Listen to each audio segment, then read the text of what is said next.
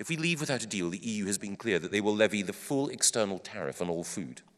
That means an increase of at least 40% on sheep meat and beef, rising to well above 100% for some cuts. The world is facing change. Our world is at an inflection point. Political, technological, social, and environmental forces are reshaping the globe more powerfully than ever before, and at an accelerating pace. So if we are together to meet and master those forces, it will require of us all adaptability, imagination, and clarity of vision. And when it comes to adaptability, imagination, and clarity of vision, this union is fortunate. Your president, Minette, is one of the most impressive leaders in British public life today. In her first year in office,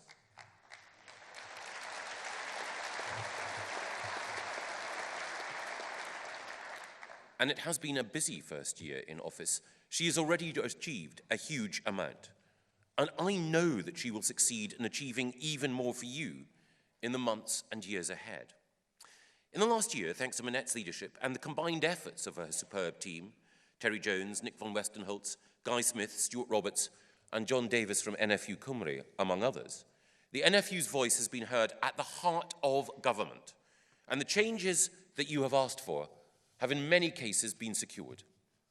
Alone among sectors, farming has secured, quite rightly, special treatment in future migration policy with the establishment of a new pilot seasonal workers scheme, which has the potential to expand as the market requires in the future. Again, thanks to NFU advocacy, changes were made this summer to rules on abstraction and grazing to help farmers through a particularly challenging time. The NFU's careful deployment of arguments not only shaped our initial agricultural bill, the first for a generation, but amendments that your union has been instrumental in designing look set to strengthen that legislation yet further. Already, the bill creates new powers to improve the functioning of the supply chain, to support farmers through extreme market disturbance, to safeguard producer organizations, and to provide new sources of income for farming businesses. And we are now in discussion about how to go further to support the sustainability of food production and to protect the high standards that Minette rightly underlined were so important in a competitive trading environment. We've been clear across government, from the Prime Minister down, that we will not lower our standards in pursuit of trade deals, and we will use all the tools at our disposal to make sure that standards are protected and you are not left at an unfair competitive disadvantage. And that's why today I welcome Minette's call to establish a commission, bringing together expertise from across the country and across sectors to ensure that we can maintain the world-class standards which give British food producers their well-deserved global reputation. And it's not just on maintaining standards that your voice has been heard. You've won guarantees on future funding too. NFU advocacy has helped guarantee consistent levels of cash support for farming until 2022, a more durable guarantee than any other EU nation currently enjoys.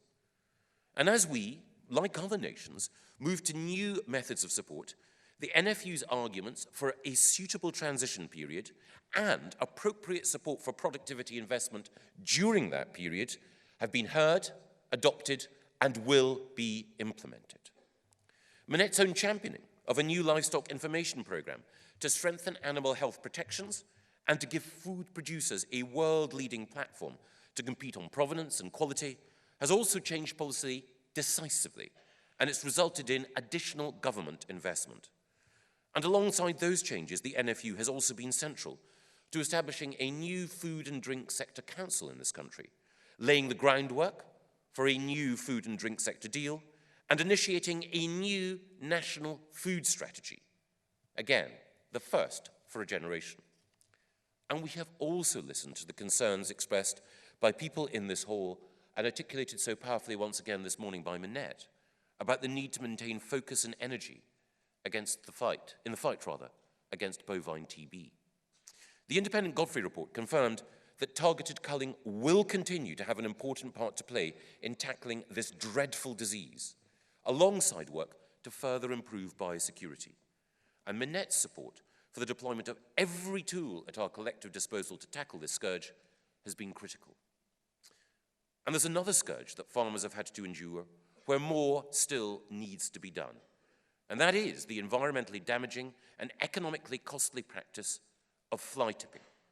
The concerns that Minette has articulated on your behalf have led to the launch of a waste crime review and new policies to tackle this criminality in our waste and resources strategy.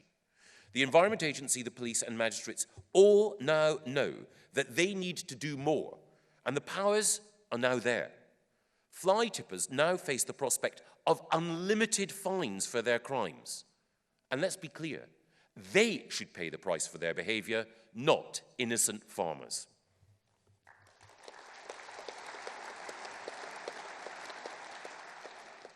And when it comes to preparing for every Brexit eventuality, Minette's arguments for special protection for agriculture and food production in every scenario, with particularly robust protections in the event of no deal, have been heard loud and clear within government.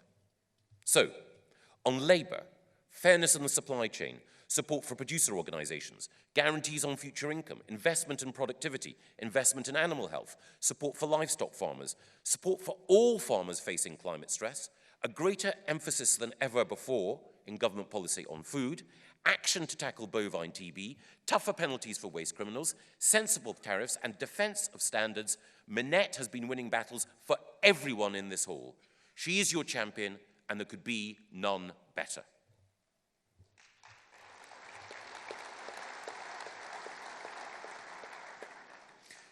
And whatever the weaknesses in policy or delivery which government is responsible for, and I will turn to some of them in a moment, Minette and the NFU have been dedicated, indefatigable, and successful again and again in getting things right for Britain's farmers. And one of the critical reasons for that is that Minette and your leadership team understand that the future for farming and food production requires us all to lean in, to be change makers rather than reactive or passive in the face of the forces reshaping our world. And we should not underestimate, I know we don't, the scale of the change that we all face. It's not just Brexit, though I shall say much more about our departure from the EU in just a moment. There are huge demographic changes coming to our world. Our population is increasing. Across the globe, cities are growing and rural areas are depopulating. The numbers leading increasingly prosperous and middle-class lives are mushrooming. And all these changes are driving increased demand for food and especially for high-quality protein, cereals, fruit, and vegetables. At the same time, global warming and other environmental changes are rendering once fertile parts of the globe increasingly inhospitable for agriculture. The nations of the global north, Canada, the US, Europe, and preeminently the United Kingdom, will inevitably become more and more important in meeting the needs of a hotter and hungrier world. There are huge opportunities for British agriculture to meet this growing demand and to provide a growing share of the world's food supply. But in doing so, we must lean into another profound set of changes. Technology is remaking our world and every aspect of our economy. Now, there are, of course, some skills which no technological innovation can ever supersede. The hard-won knowledge of our Lake District shepherd hefting sheep as generations before him or her have done. The careful husbandry of other livestock. The delicate judgments that growers make, which reflect an understanding of their specific landscape. They're all part of what make farming such a unique profession. But while farming depends on special skills, it is also being transformed by the technologies changing all of our lives. AI and machine learning, big data and genomics, drones and robotics, the decarbonization of energy generation, and advances in battery technology, biotech and life science breakthroughs, electronic monitoring and smart sensors, and so much more. They are all remaking the organization and economics of food production, which is why we're investing more in R&D, making support available for investment in the technology which will make individual farm businesses more productive, and why we're also encouraging collaboration and cooperation in the adoption of new technologies. And many of these breakthroughs not only increase productivity, they also help to safeguard and improve the natural environment on which not just our future prosperity, but our survival depends. The precision application of pesticides and fungicides, drones rather than ground vehicles, gene-edited crops which require no additional chemical protection, data analytics, which can refine and target necessary interventions, sensors, which can alert us to animal disease and maximize dairy yields. All of these and more can both make food production more efficient and lighten our environmental footprint, which is all the more necessary given the scale of the environmental pressures that we are all facing. Last summer, as Minette reminded us, powerfully underlined the impact of climate change on food production. And as the world warms, so the impacts and the volatility of those impacts will only grow. As the planet heats up, as oceans acidify, as our rivers and seas become clogged and polluted, as our pollinators become threatened, as the organic content of soil becomes depleted and biodiversity diminishes, the ability of our Earth to remain fertile and fecund, to sustain plant, animal, and human life comes under greater and greater stress. That is why concern for our environment and careful steps to steward our natural capital are not diversions from the business of food production, but as everyone in this hall knows, they are central to the future of our food economy. And no one has been clearer in the need for food production and environmental enhancement to be twin goals of land use than Minette. Her commitment in pledging that we should aim for a net zero target for carbon emissions from farming is precisely the sort of leadership on the environment that the world needs to see. And I'm delighted today to applaud her for her vision. Our changing environment is, of course, not the only challenge to which we must rise in preparing our food economy for the future. We need to ensure that we adapt to the growing awareness and concern about public health. With obesity and related conditions such as diabetes and heart disease on the rise, we need to think more about how we develop a truly healthy food economy. And here I believe that British farming has a leadership role to play, second to none. Every critical component of a healthy diet is produced by British farmers, better than anyone in the world. Cereals and pulses, salads and other vegetables, soft fruit and juices, milk, yogurt and cheese, poultry and red meat. All the essential elements of a balanced and nutritious diet are produced in abundance and to the highest standards by the people in this hall. Now, I welcome the increasing public attention paid to the circumstances in which our food is produced and the need to make healthy choices in our daily diet, because this scrutiny only strengthens the hand of British farmers. A demand for higher standards, for more sustainable production, for high standards of animal welfare and more nutritious choices can only mean a demand for more high-quality British produce rather than the alternative. But while I welcome, as we all should, a more demanding approach from consumers, because British farmers are best placed to meet that demand, we should not shirk, and I certainly will not shy, from defending every sector of British farming. British livestock and British dairy farmers produce the meat, milk and cheese which provide us with the protein, calcium, vitamins and other minerals which contribute to greater choice for all in meeting our need for high-quality food. Dairy farmers deserve protection from activists who would undermine their work. They, alongside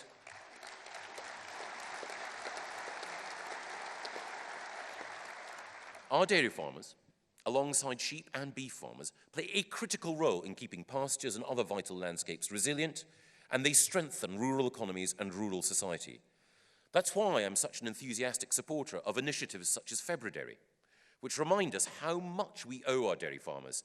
And it's why, at the end of a hard day at DEFRA, I'm always happy to raise a pint of full cream milk to thank them for what they do.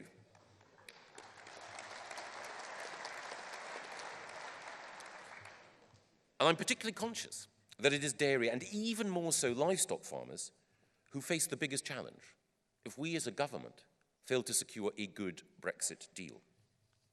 A majority of farmers voted for Brexit, as did I. And I can understand all too well why farmers did. The inflexible operation of the Common Agricultural Policy, the three-crop rule, the requirement to apply for support by fixed dates after wrestling with the most convoluted bureaucracy, the requirement for mapping and remapping, which treats honest farmers with grotesque insensitivity, the rigidity with which rules on field margins and hedge cutting have been applied. All these, and so much more, need to be reformed fundamentally. And life outside the EU and the CAP will allow us to apply necessary rules with greater proportionality and flexibility. The work of Dame Glenys Stacey in her outstanding report on farm inspection and regulation shows us how to reduce the regulatory and inspection burden and showcase higher standards. And that's not the only gain which life outside the EU can secure for British farming. We can remake the nature of farm support, directing money to the most deserving. We can target support for small farmers, upland farmers, and innovative active farmers for the goods they generate which are not rewarded in the market. We can reward better those who are doing all the right things environmentally, and we can support others to make changes they hanker after, but whose upfront costs have so far been a deterrent. And we can forge the right sort of new trade deals. We can secure better access to international markets where demand for lamb is rising, even as it falls in Europe. And we can ensure those cuts which UK consumers don't favour find a bigger share of the market in areas like the Far East and beyond, allowing better carcass balance and thus equipping domestic producers to meet more of the home demand in areas such as pork and bacon, where domestic producers can replace Danish and Dutch production. All these gains and more are open to us as we take back control of food and farming policy. And instead of submitting to an out-of-date and out-of-touch, one-size-fits-all EU policy, we can tailor future policy to our needs. But all these potential gains are potentially compromised, indeed put at severe risk, if we don't secure a deal with the EU. The deal the Prime Minister has secured already holds out the prospect of tariff and quota-free access to the European market, with a minimum of friction and the flexibility to operate wholly outside the CAP. Now, Parliament's asked government to improve that deal, specifically by seeking changes to the Northern Ireland backstop and alternative arrangements to the customs approach envisaged in the backstop. The PM and others are negotiating hard in Brussels this week to secure those changes, and I'm very optimistic that we will see progress. And I'm also optimistic that Parliament will back an improved deal. Because if we leave without a deal, then there will be significant costs to our economy, and in particular, to farming and food production. As things stand, just 6 weeks before we're due to leave, the EU still have not listed the UK as a full third country in the event of no deal being concluded. That means that as I speak, there is no absolute guarantee that we will be able to continue to export food to the EU. I'm confident that we will secure that listing. But in the event of no deal, the EU have also said that they will impose strict conditions on our export trade. If we leave without a deal, the EU has been clear that they will levy the full external tariff on all food. That means an increase of at least 40% on sheep meat and beef, rising to well above 100% for some cuts. The impact on upland farmers and the carousel trade in beef would be significant and damaging. The vast majority of our sheep meat exports, 90%, go to the EU, France in particular. Tariffs at the level proposed would increase prices dramatically. And we know that other nations are hungry for that trade. Other EU nations, from Spain to Romania, would seek to supply French markets. And nations like New Zealand and Australia would still have tariff-free trade for a specified quota of sheep meat to the EU, while we would have no such access in the event of no deal. Now, of course, our exports are in demand because of the high quality of our fresh produce, second to none in the world. But if European buyers do switch contracts because tariffs make our exports significantly more expensive, it will be difficult to re-establish our market access, even if those tariffs do come down in the future. And tariffs aren't the only problem we'd face. All products of animal origin entering the EU would face SPS checks. The EU's current position is that 100% of imports would need to be checked.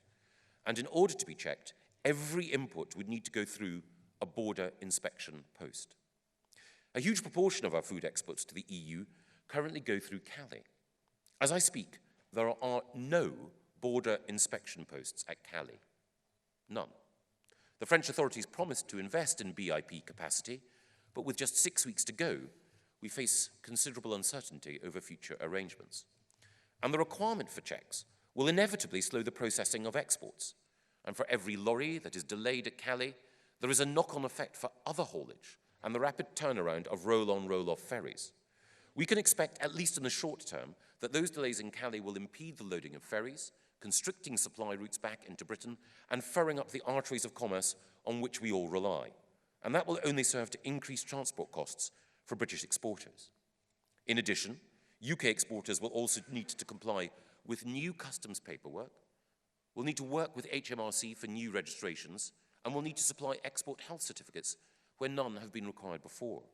New labelling will be required for UK products of animal origin exported to the EU, and some sectors, such as organic food producers, may not have their products recognised as distinctive until some time after we leave. The combination of tariffs, in some cases doubling or more the price of exports, new checks, which will be time-consuming and costly, increased transport frictions and cost, new labelling, customs and SPS requirements will all create significant difficulties for food exporters.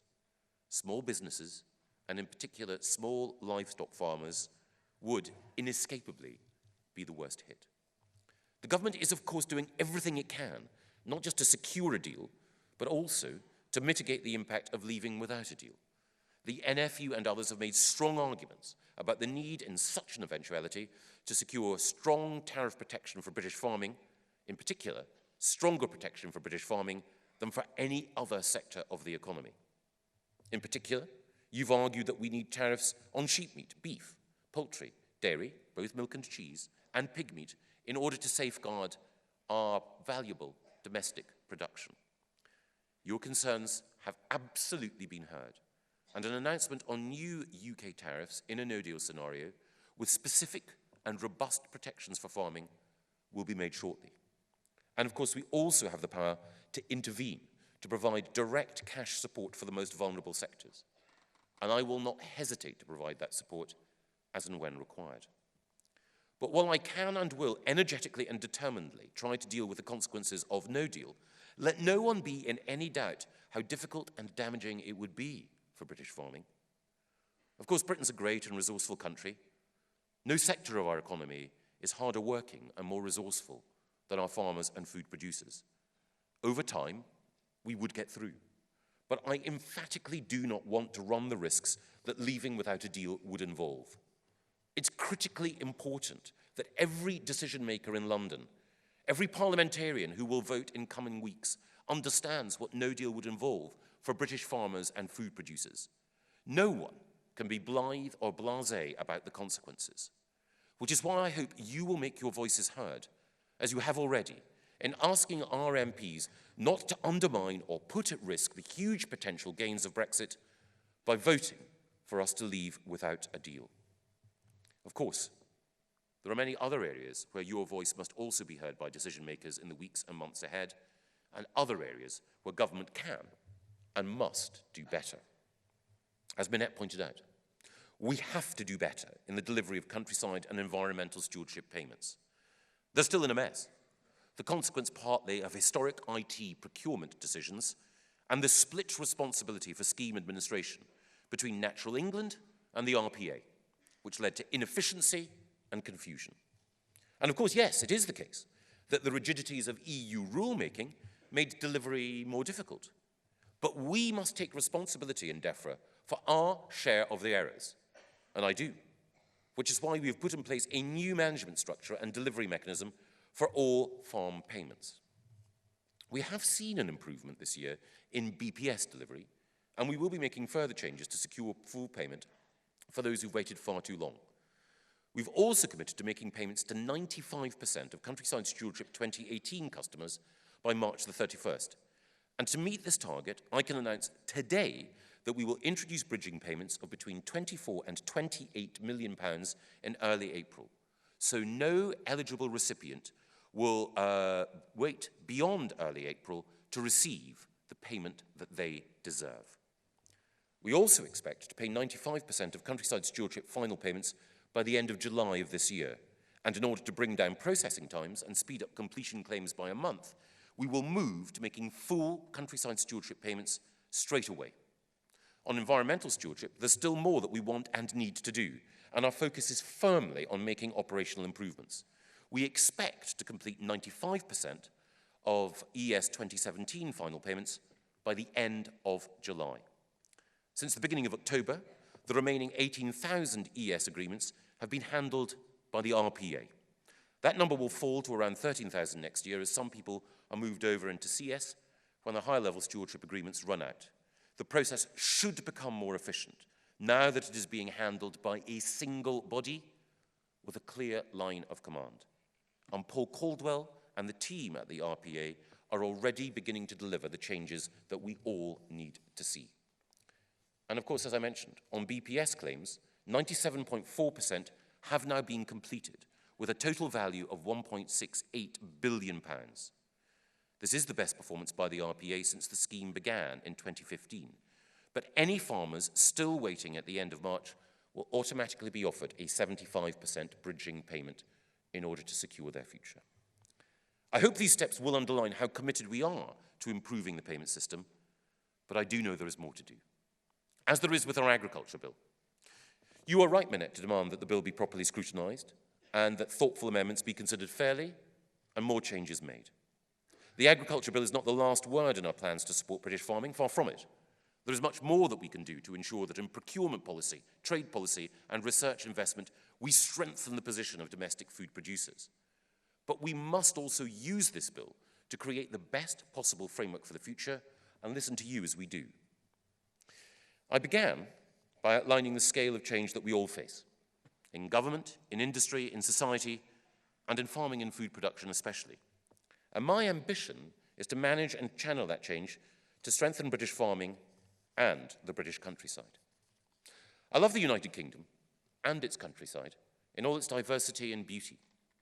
I was brought up in Aberdeen, in a family that had been in the food business for generations. My dad ran a small business, providing high-quality food to consumers across the UK. And my first job after school was working in a farming cooperative in the northeast of Scotland. So I want to do everything I can to support our food producers and farmers to lead and prosper in the future. And I believe that together we can, if we make change our ally. I believe that if we meet the challenge of improving our environment and enhancing our countryside, we can demonstrate global leadership and strengthen our rural economy. I believe that if we recognize that economic change provides us with an opportunity to feed more of the world more healthily than ever, we can strengthen our rural society and our rural economy. I believe that political change will enable us to design policies that suit all of the nations of the United Kingdom and all of our rural communities more smartly and sensitively than ever before. And I believe that technological change allows us to lead the world, as we have in the past, in pioneering a new agricultural revolution that plays to our country's immense strengths. I know that we can meet and master the challenges of the future, and I know that we will do so if we stay true to the best traditions of British farming, exemplified by all those of you in this hall today. Thank you.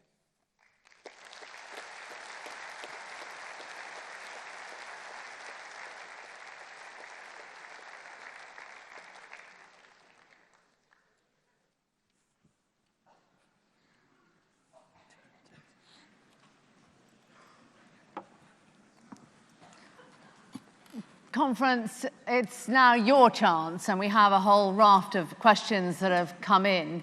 And if I could actually ask Gary Yeomans and Joe Stanley to find the microphones. Secretary of State, thank you for coming here today. And we appreciate your words, and particularly your support for the NFU at this time.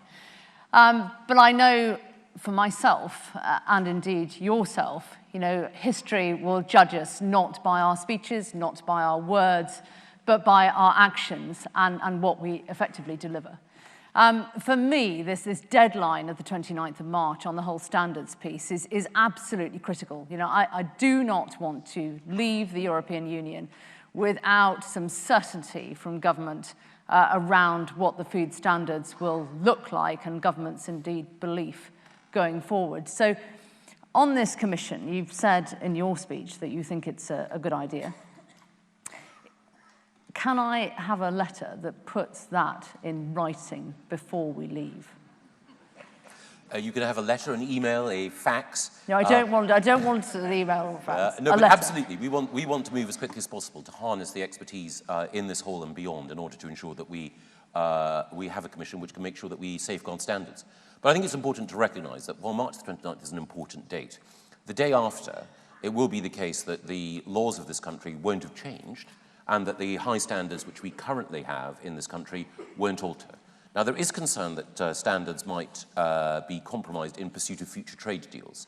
As I've outlined here, from the Prime Minister down, there's a bit of determination to ensure that won't happen.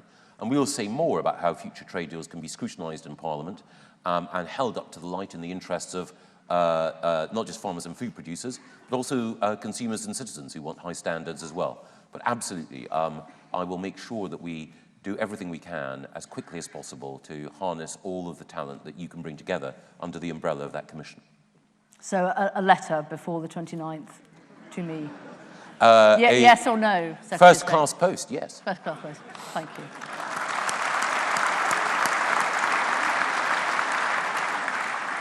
Can we hand the first question to Gary Yeomans, please? Gary Yeomans, Monmouthshire. We've seen reports in the press over the weekend that the Cabinet are discussing an applied tariff regime. We're very concerned that this may result in zero-rated food imports coming into the UK post-Brexit, and this could destroy many sectors of British agriculture. Other than the letter you're going to give Minette, what other assurances can you give us that this will not be the case?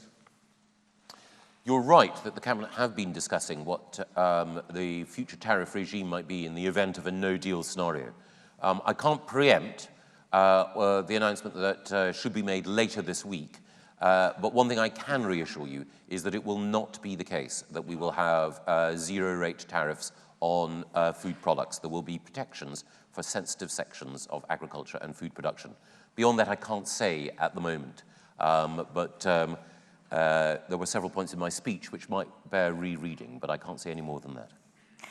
But this is a point that you have really championed and been very outspoken on, but I mean, in the Times yesterday, it was made very clear that Dr. Fox was not supporting those lines. So do you feel you have support across the Cabinet? Yes.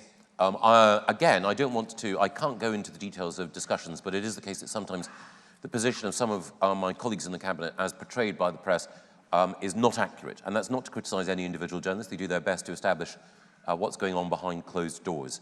But we'll find out in a couple of days' time, but it is the case that the debate as depicted in the press is not an accurate picture of the real discussion that we've been having, nor is it close to the eventual outcome that we'll see.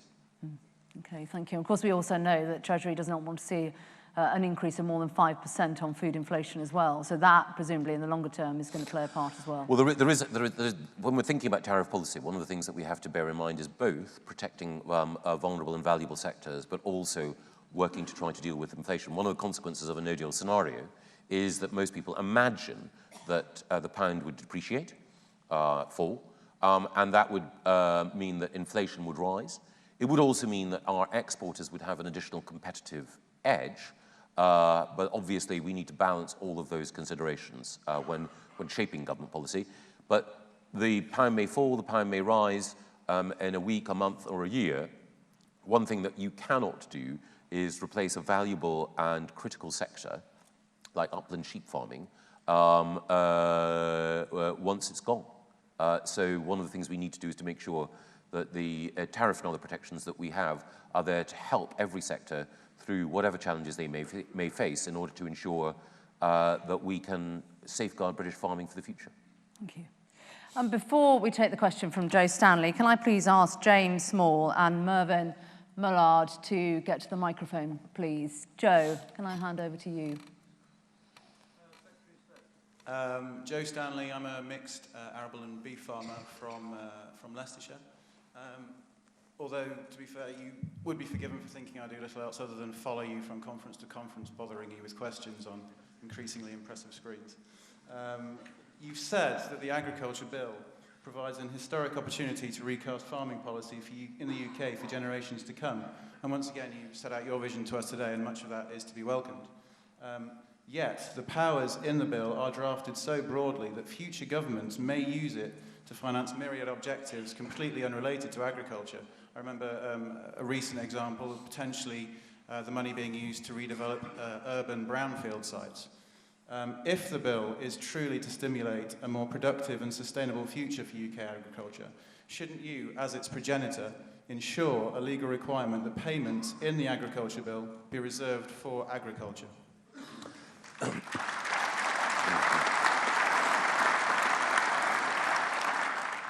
I absolutely take that point. I think one of the things that I would say is that we want to make sure that we can provide people who are running farm businesses with the income that they deserve and need for providing all the services that they do.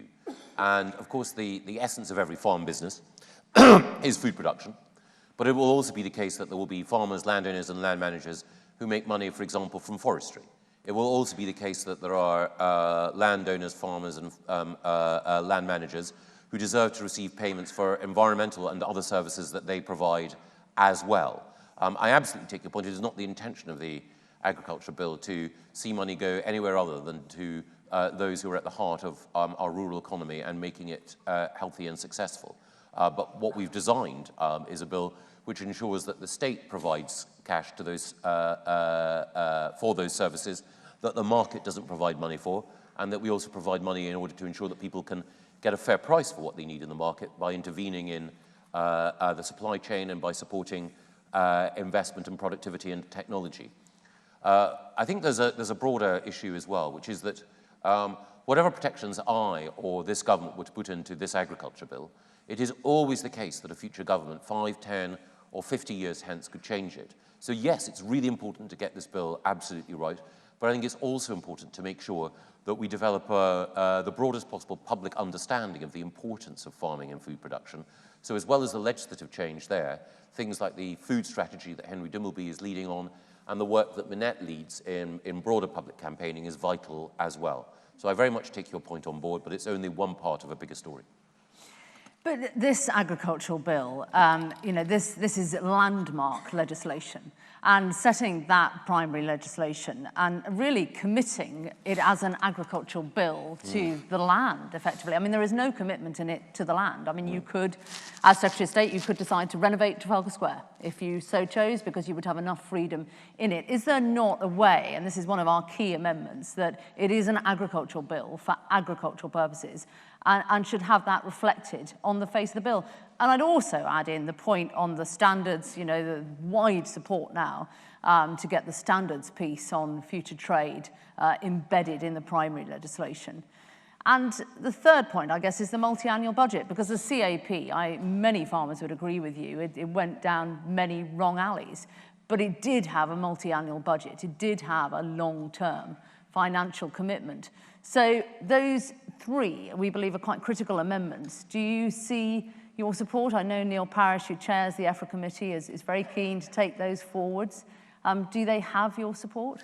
I think I must be wary about the wording of specific amendments. But those three areas, yes, I think that I believe that the bill is only one part of what we need to do in order to support food production. But I think making more explicit our support for food producers, there is a way of doing that.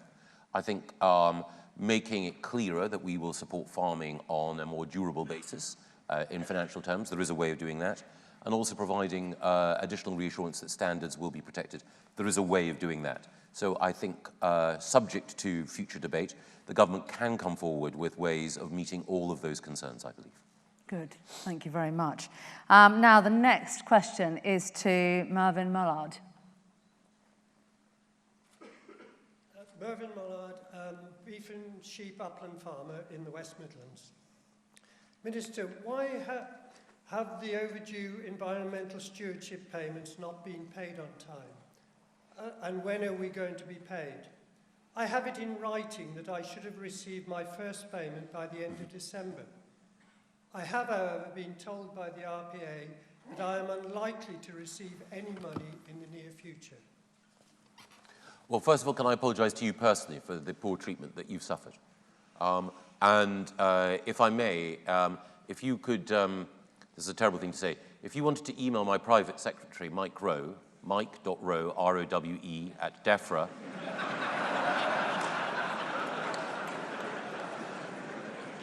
.gov.uk, we will get back in the next 48 hours with information about why your own individual payment has been delayed.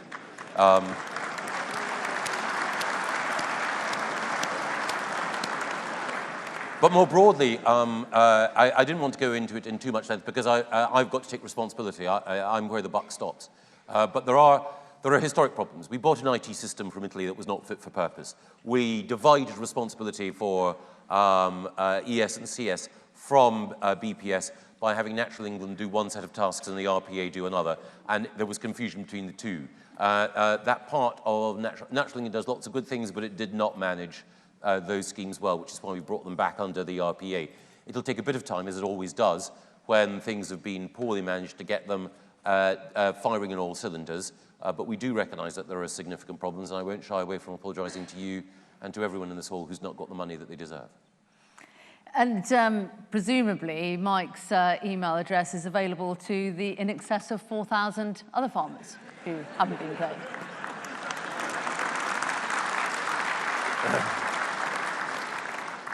Mike's going to be a busy man. Other private secretaries are available, as they say.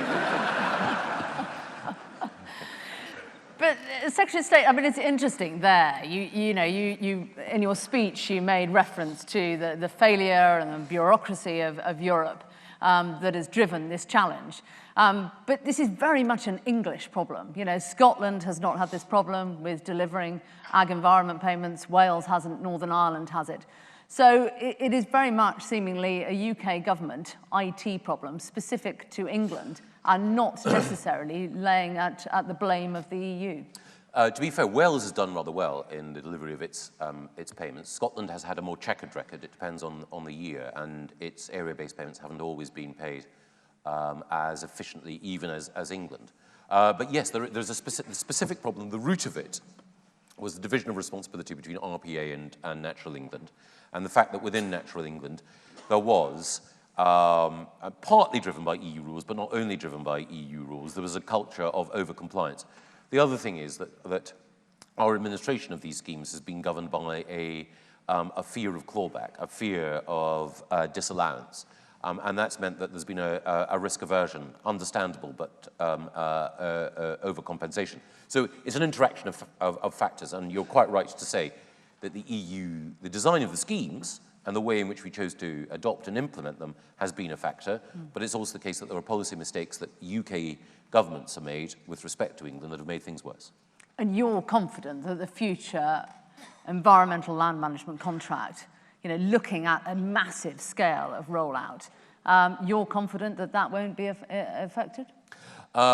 You can never say never about any government IT programme, but the whole point of designing them in the way that we're seeking to design them is to, for example, avoid the bunching around particular dates and to make sure that we can smooth out across the year both applications and payments, and then make sure that people have an absolute guarantee, as they would with any contractor, that they're going to be paid on time. Yeah. Mike, I apologise for overloading your inbox, but I speak to so many farming businesses who have had to take out overdrafts, whose families are suffering on the back of this. You know, the urgency cannot be underestimated. So thank you. The only thing I would say is that if any of you could have been a fly on the wall in some of the meetings that we've had, I'm sure you would know that your concerns, Manette, have been articulated effectively by ministers to people within. I won't say any more than that. We have heard another side to you, indeed, in the closing comments with Jeremy Corbyn. So we know that you have a particularly strident streak in you, Secretary of State. Yes. Moving on, and if I could ask Nick Dean and Tom Bradshaw to come to the microphones and now allow James Small to ask his question. Thank you very much, President and Secretary of State. Thank you very much for the email address. I think people might actually just like a reaffirmation of that just before you answer my question, if possible. That would be fantastic in the interest of productivity. As you're aware, farmers are playing a vital role in eradicating TB across the high-risk areas, and we are grateful for your ongoing support in this policy. But with farmers and government playing their part in starting to eradicate this insidious disease, is it acceptable for landowners, such as the National Trust, to preclude their tenants from taking part to protect their own businesses and impacting on the overall success of this policy? There is a real risk that infected wildlife could now be leaving these areas to cause TB breakdowns in areas that are working hard to eradicate this disease?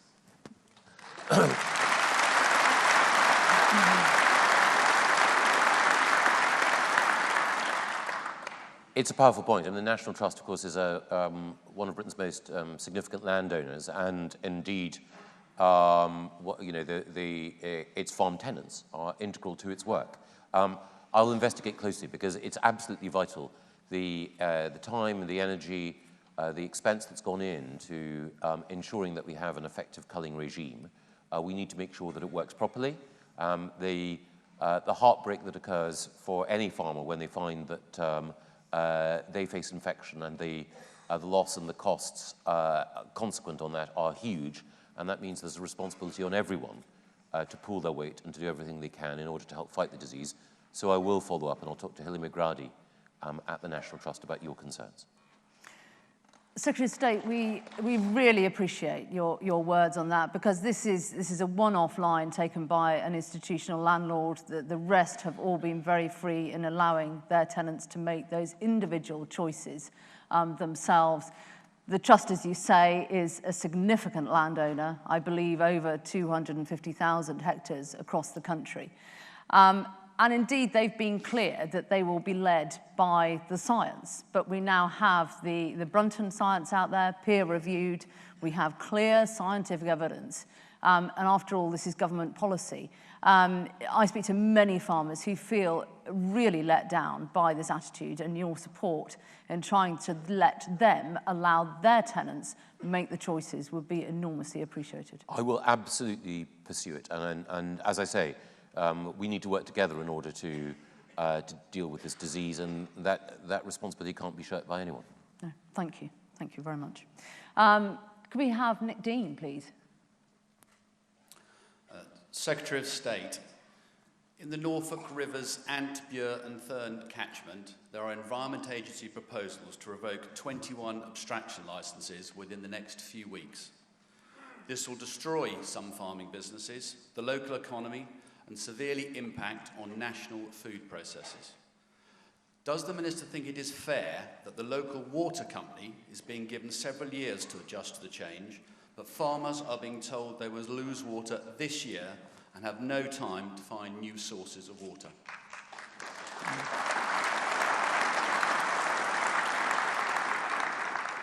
And this is a situation particularly in eastern Norfolk, isn't it? North and eastern Norfolk. It's currently, yes, Minister, is the answer, currently there, but this programme is likely to be rolled out to further areas within the country, as we understand. Okay. Let me look again at the particular situation there. I wasn't aware that there was an inequity in the treatment of the water company and of farmers. We need to be, particularly in an environmentally sensitive area like the Broads, we do need to be thoughtful, but one of the ways in which we can be thoughtful is not by applying inequitable treatment to hard-pressed farmers and to the water company. Let me look again at the question, and I will be seeing the Environment Agency Chief Executive, James Bevan, on Thursday for part of a broader meeting, and I'll discuss with him then, and if I may, I'll write back to you, hopefully next week, with a better understanding, and I hope some reassurance. But until I talk to Sir James on Thursday, I won't be able to provide you with the clarity that you need about fair treatment and also a proper assessment of why the EA have made that decision. It's hard to emphasise just how critical this is. And I mean, Norfolk, I am lucky enough to visit every county in the country. I always think there's more going on in Norfolk than anywhere. And this will have seismic impact on an unbelievable scale to some really, really phenomenal businesses. I mean, I can think of a couple of soft fruit businesses that this is probably going to put them out of business. It is that bad. Well, one of my oldest friends in politics is a farmer in northeast Norfolk, just outside the Broads area. I'm also seeing him on Thursday as well. So I do take seriously both the delicate ecology, but also the vital importance of food production in that part of the world. So I will get back to you, and thank you for raising it.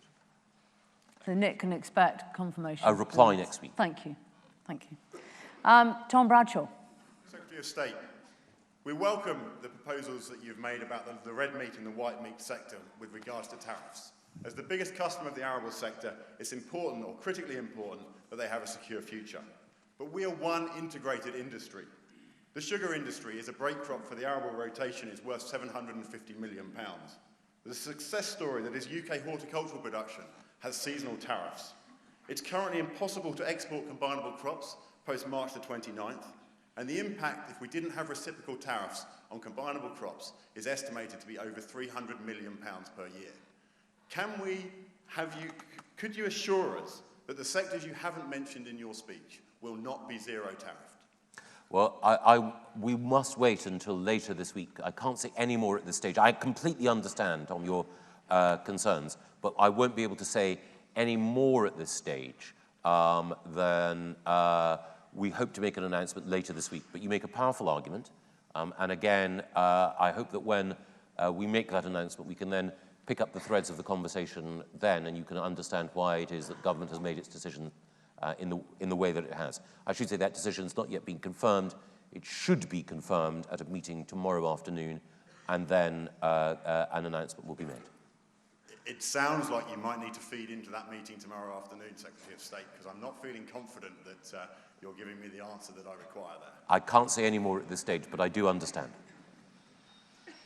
I mean, I think that is an absolutely critical point that Tom makes. You know, we are totally integrated, and if we are thrown effectively to the global wolves on this, it's going to massively undermine our sector, our industry going forwards.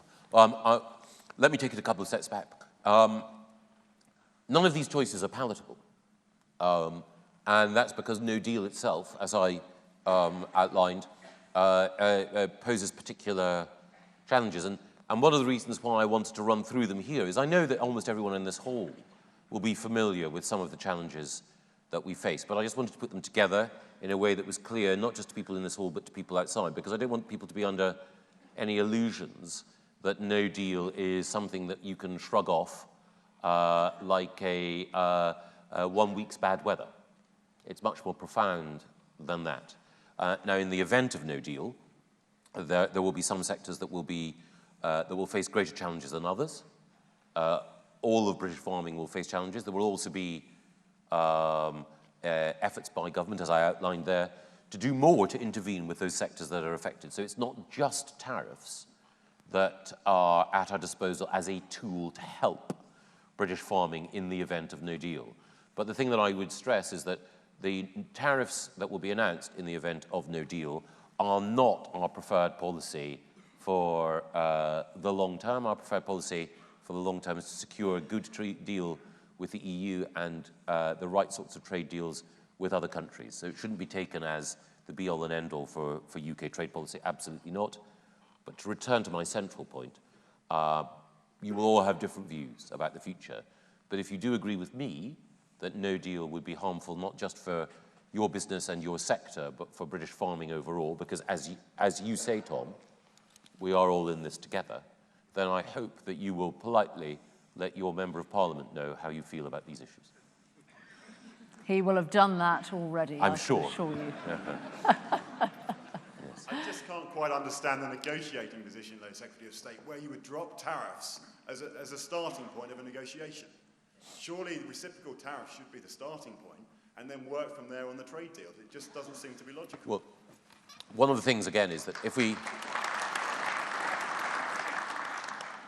if we leave without a deal, then the question is, do we have, having had tariff-free trade with the EU, but having had the common external tariff with everyone else, we now have to have the same tariff for both EU nations and for other nations. So we do need to move to a new tariff schedule.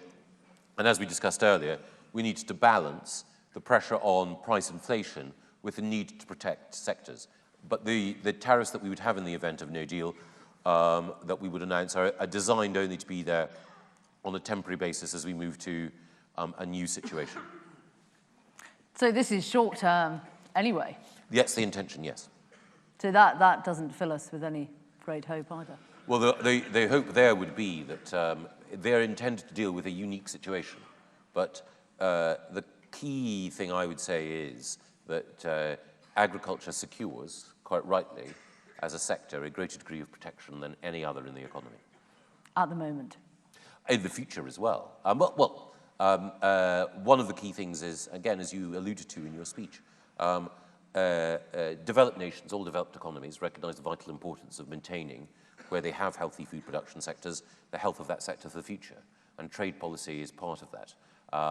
And as I mentioned earlier as well, when it comes to maintaining standards, when it comes to any new trade deals, we will put in place provisions in order to ensure that Parliament has the right to maintain those same high standards. But the critical thing is that the tariffs that we've been discussing are in a specific eventuality, that of no deal, and we do not want a no deal situation for all of the reasons I outlined. And are you, I'm afraid we are out of time, and I know Guy Smith has a lengthy session coming up, and I'm in particular under a time frame. Are you confident that Parliament will come together and we will have an orderly departure? I am optimistic, but it's one of those things where you don't want to leave anything to chance. So that is why I've taken this opportunity, which you've been kind enough to give me, to outline these arguments. It's why within government and within Parliament I'm making the case that I am, and it's why I will continue to make the case, because, as I say, a majority of farmers voted to leave the European Union. They recognise, and I believe, that the right sort of Brexit deal has all sorts of benefits for British farming, but those benefits will be put at risk if we leave without a deal, which is why it's so important that we get a deal.